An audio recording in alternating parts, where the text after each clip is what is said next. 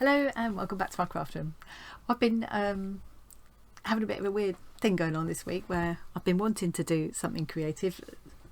To be honest, if I don't do something creative up in my little room here every day, all is not right with my world. But sometimes I just go through things, I think we all do, where I don't know, I just can't think what to do, I can't get started, I'm just feeling a bit listless about it, but I know I'll feel better when I do something. And one of the things I love to do when I'm a little bit stuck is colouring, just colouring pages, and I have got some lovely ones to show you. So I got these from my YouTube friend, illustrator named Kasper. I will leave a link to him. He's got this buy me a coffee page, and he's got some things you can buy on there, and these were only $1 each, whatever that, 90p I think it worked out, and you can print them off as many times as you want. And these were from he did one piece. He didn't really do Inktober this year, but he just did one piece, and the prompt for that piece was there's actually clearly more than one piece, but I think this was the piece he concentrated on. The prompt for that was trip, and he was inspired by the Jules Verne book. Is it 20,000 Leagues Under the Sea? Do you see? My brain isn't quite working properly. Anyway, I loved these illustrations. What I'll do is I'll put a link to Kasper's channel, and if you have a look, there are two videos. One shows how he does the drawings, the workup drawings for this piece. Another one shows how he adds colour and things digitally, and then there's a little short video that's got the link for the buy me a coffee site where you can buy these and download them if you like. And I've actually printed these off on this paper that my son Tom got for me. It's a nice quality paper that will take wet media, but it's quite lightweight, so you can put it through the printer. So I don't think my printer would have taken very kindly to sort of heavyweight paper I usually use, because I really want to try using some Inktense pencils on these, and I'll probably do that to get the background, and then I'll go in with some normal colour pencils, Prismacolor and what have you, to add more details. So we'll see. And I love how this has got kind of an Art Nouveau sort of feel, hasn't it? And I suppose that fits with the era of the book. So yeah, love these characters. Okay, so I've picked out some reds to start with, because I want to get like the effect of a deep red kind of Edwardian era wallpaper here. So I've got some different shades of red. I'm not quite sure which ones I'll use. And with Inktense, if you've not used them before, you use them. They're like watercolour pencils, but they're actually, well, it's ink, hence the name. You can buy them in block form as well, but you can buy them as a palette, like a watercolour palette. But they're much more vibrant than watercolours. And unlike watercolours, once they've been activated with water and dried, they won't then move again. They won't reactivate, whereas with watercolour they would. And they tend to go on, they look almost a bit dull sometimes when they first go on, but then the magic happens when you apply water. Another thing I wanted to try, so another YouTube friend of mine, Johnny Creations, was using a nifty little palette. I think it was a Caran d'Ache one, and it was like a plasticky looking palette with a rough surface that you just scribble the pencil onto, like with watercolour pencils or these, and then activate them using this as a palette. So you just kind of basically scribble the pigment off. I looked at it, I thought that's a good idea, I want one of those. Looked on Amazon and thought, it seems like quite a lot of money in it. I wonder if it's worth trying one of these. So I catched this old well-used chopping board off my son, and it's got this, I mean, a white one would be better. If this works, I'll go out and buy a cheap white colour one, because then you can see the colours more. But I just thought, just to try, I don't know if you can see, ignoring all the knife cuts and things, it's got that sort of rough texture. So you got the smooth there and then this rough here. And I'm hoping this will work in the same way as that quite expensive Caran d'Ache one. I don't know if it's 10 quid or 15 quid or something. I just thought, it seems quite a lot. It's worth trying this. Nothing lost anyway. So I've got a little jar of water and my paintbrush. I've got my sharpener handy. Cut this off of Tom as well.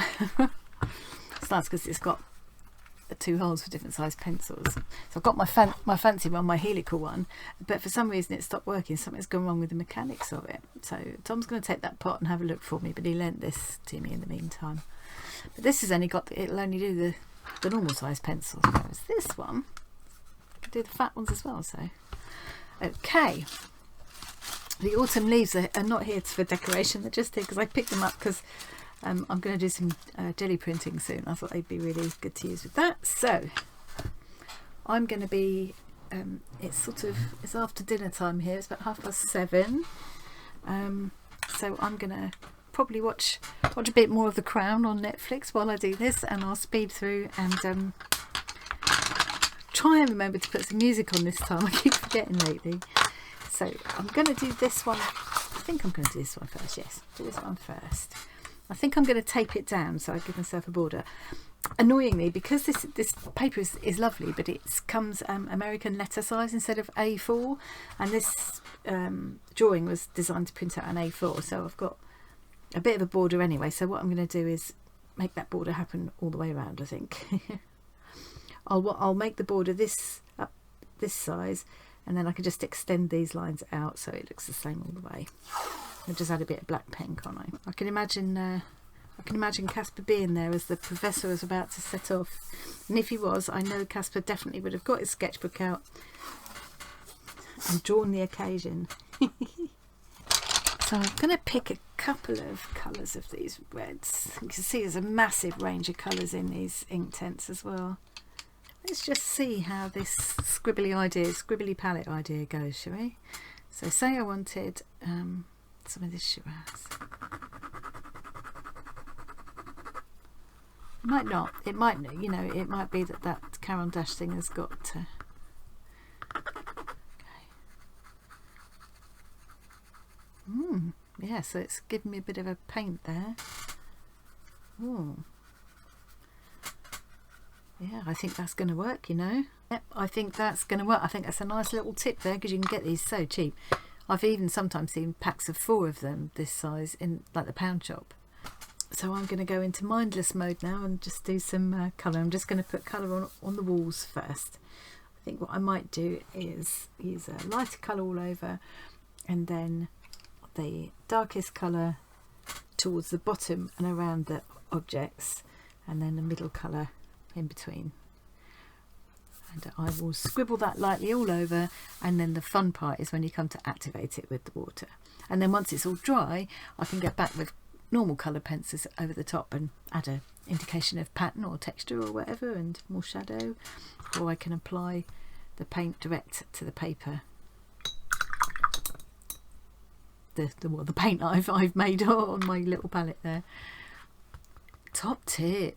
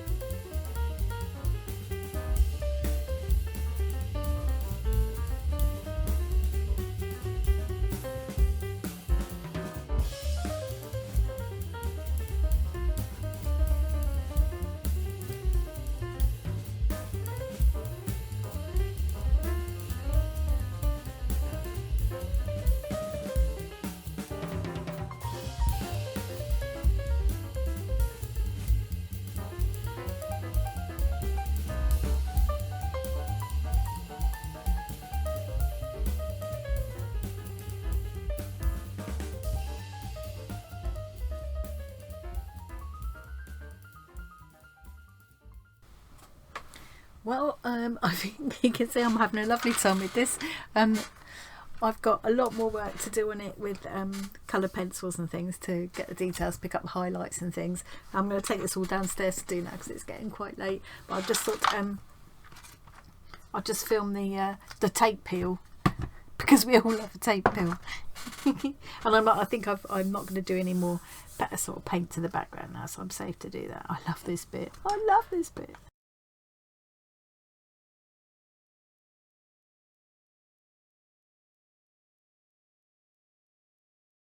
Try and keep these bits of tape so I can use them again. Okay, so that's as far as I got, but yeah, you can see it still has a long way to go yet. But yeah, I'm thoroughly enjoying this. I will take myself a whole bunch of colour pencils downstairs and carry on. And I will come back in the morning and show you how it turned out. Okay, so it's actually the next morning. I'm still in my PJs, so I'm not going to be in front of the camera this morning. But you can see I had a lovely time with this last night. I'm probably gonna leave it there. In hindsight, I wish I'd done the walls differently, but hey ho, it's, you know, at the end of the day, it's just a colouring page, and I can print out another one. So that's that's one of the great things about buying these like downloadable colouring sheets. The paper stood up really well, although it, as I say, it's quite lightweight, so it went through my printer, but it stood up very well. It's not buckled an awful lot. I could probably put that under something heavy and that would completely flatten out again. So yeah, the colour pencils work really well on top of the ink tents as a base layer, and I used also, I've got a couple of different white pens there because they both seem to be on their last legs. So that's it.